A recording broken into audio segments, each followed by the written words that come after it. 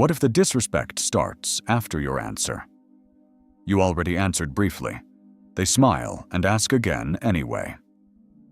Now silence starts feeling socially dangerous, so you keep talking to stay polite. But politeness without a line looks unsure. That is when your decision stops feeling final. Calm power returns when your answer ends. Most people think the hard part is making the decision. It usually is not. The hard part is what happens right after, when someone keeps leaning on it, like your answer was only the beginning. You say no, or not this weekend, or I already decided. And for 1 second, it could have ended there. Then they smile. They ask again, softer this time, almost like they are being reasonable. That is where people lose their ground, because now it is no longer about the decision. It is about the pressure in the room. You feel that need to keep the tone warm, to not look harsh, to not make it awkward. So you start adding reasons. You explain the timing. You explain the stress. You explain what led you there. You explain enough that your answer stops sounding closed. It starts sounding discussable. And people feel that immediately. They stop hearing your decision as something settled. They start hearing movement, space, possible access. That is the mistake. Not that you answered. That you kept answering after the answer was already clear. And this is where the mistake first looks harmless. You already answered. Maybe it was about where you are going, why you are leaving a job, why you are not coming, why you chose someone they do not like. You gave the short answer, the clean one, the answer that should have ended it. But they tilt their head and ask again anyway. Not louder, not openly rude, just persistent enough to make silence feel impolite. So you start helping the moment. You add context. You soften your tone. You explain your reasons, like clarity will make them respect it. But something changes right there. Your decision stops sounding final. It starts sounding available. That is the trap. Because the more detail you give to someone who is already pushing, the more your answer starts to feel like a draft. They hear uncertainty where you meant courtesy. They hear room where you meant respect. And now they lean in more. They question one reason, then another, then the whole thing. What began as your decision quietly becomes a discussion you never agreed to have. You feel it in your body too. Your voice gets a little thinner. Your pace speeds up. You start defending something that was already yours to decide. That is how authority slips. Not because they had power, because your extra words made it look like they should. The Stoic shift starts here. Answer once, then stop. Because when your answer keeps going, it no longer sounds like a decision. It sounds like a door. And this is why it does not happen only once. It becomes a pattern. Different people, same pressure. You say no to something small. They ask again with a smile. You explain so it does not feel tense. Then somehow you are still standing there 3 minutes later, talking about a decision that was never supposed to become public property. It happens everywhere. Family, work, even in text. You answer. They push. You keep the tone nice. And the moment opens wider every time. That is what most people miss. The real damage is not one long explanation. It is the pattern you teach. You teach them that your first answer is not the real answer. Your first answer is only the start of negotiation. So they keep testing. Not because they are confused. Because your behavior trained them to wait for more. That is the invisible loss. You think you are being thoughtful. They read you as movable. You think you are keeping the peace. They learn that pressure works. And once people feel that, they do not stop at this decision. They push your time, your availability, your boundaries, your attention. That is where calm people get exhausted, not from one hard conversation, from 10 soft ones they should have closed earlier. The Stoic shift is uncomfortable at first. Your first answer has to become your real answer, not colder, not louder, just finished. Because when people learn that your no does not keep talking, they stop expecting access through pressure. This is the part people notice before you do, not the words, the opening. Because when someone pushes your decision and you keep explaining it, everyone around you starts reading the same thing.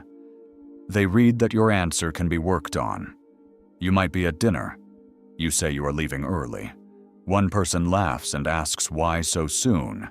You answer once. They push again. Now 2 other people go quiet and just listen. The room changes, not because anyone shouted, because your decision is no longer sitting there with weight. It is moving. You try to sound calm, but now your calm has effort in it. You are not simply answering anymore. You are managing reactions. You are keeping people comfortable inside something that should have been settled. And people feel that immediately. They stop reading you as someone who decided. They start reading you as someone seeking permission to keep the decision. That is a brutal shift, because once your answer looks open in one moment, people carry that impression into the next one. They interrupt more easily. They question faster. They test the edge sooner, not always in a cruel way, sometimes almost casually, which makes it worse, because now the disrespect hides inside normal conversation. That is how social authority drops, quietly, publicly. One reopened answer at a time. The Stoic shift here isn't better explaining. It is letting people feel that your answer does not bend just because the room got uncomfortable. And this is where the pressure gets heavier, because after a while they are not only asking about the decision, they are watching what happens to you when they ask again. That is the real test. You say you are not available. They pause.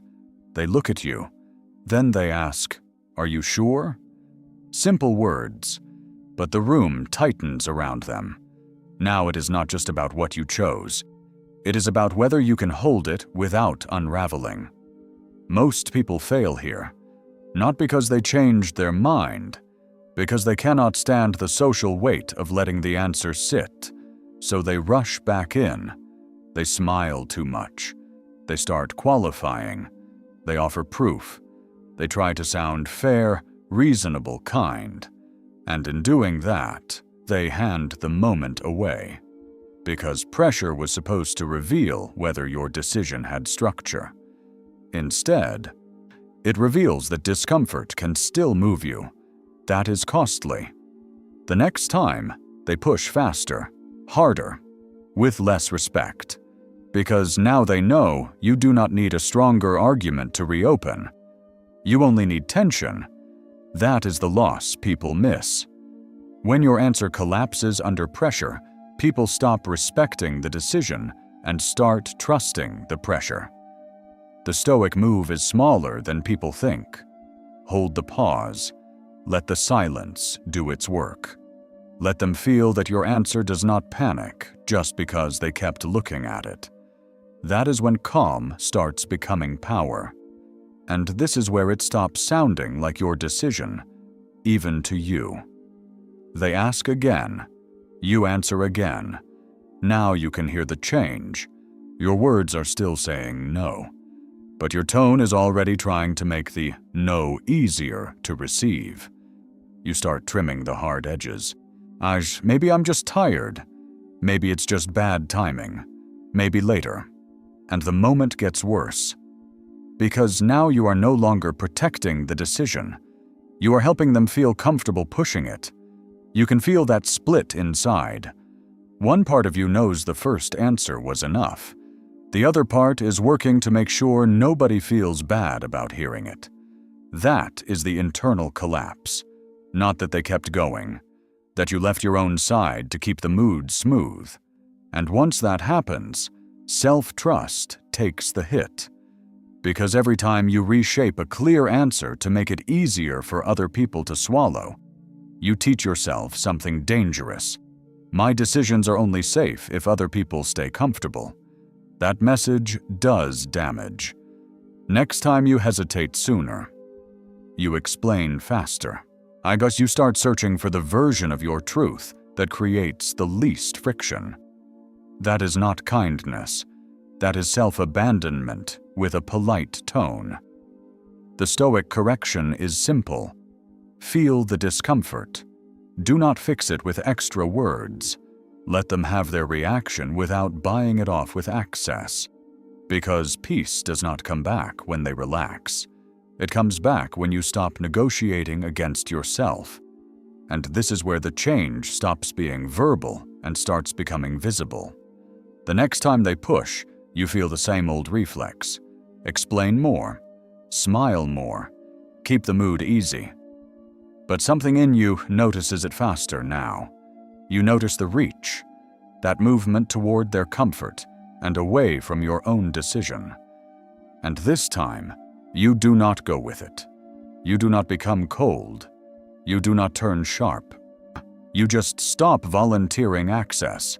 That is the identity shift. The old version of you thought goodness meant staying open for one more question, one more reason, one more round of making other people feel okay about what was never theirs to control. But that version kept paying for peace with position. The stronger version pays differently.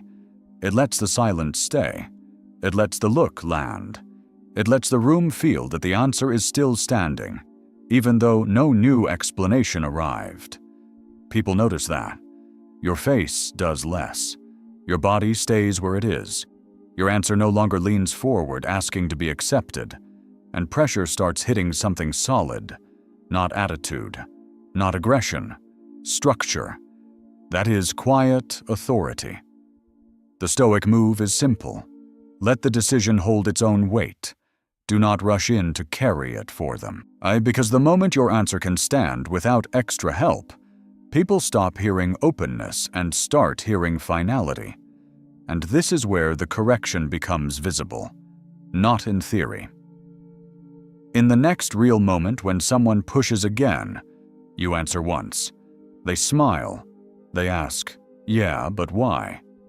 And this time, you feel the old urge rise.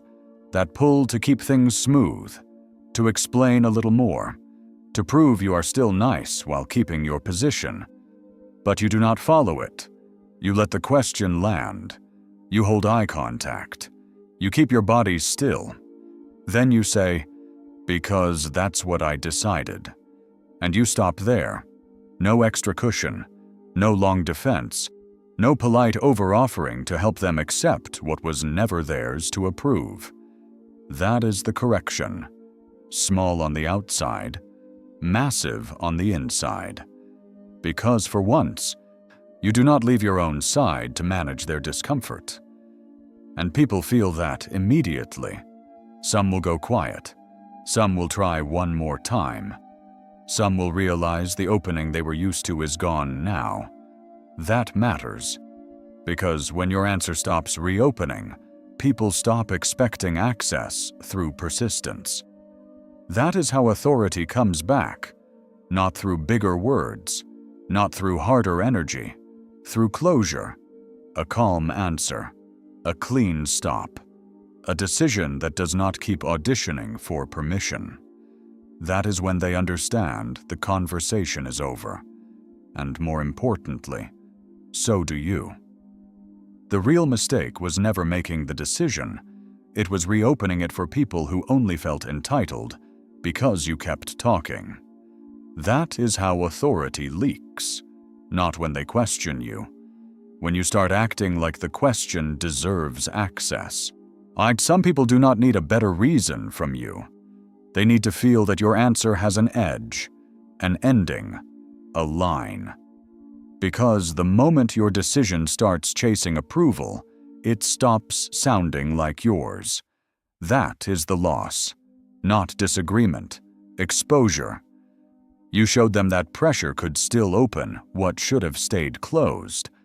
But once you see that, something gets quieter. You stop confusing politeness with availability. You stop treating every push like a cue to explain.